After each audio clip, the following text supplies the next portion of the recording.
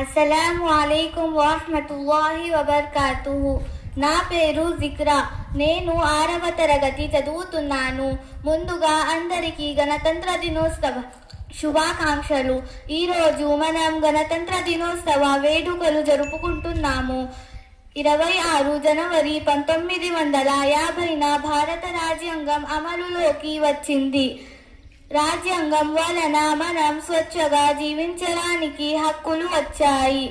ఈరోజు గణతంత్ర దినోత్సవాన్ని భారతీయులందరూ పండుగలా జరుపుకుంటున్నాము.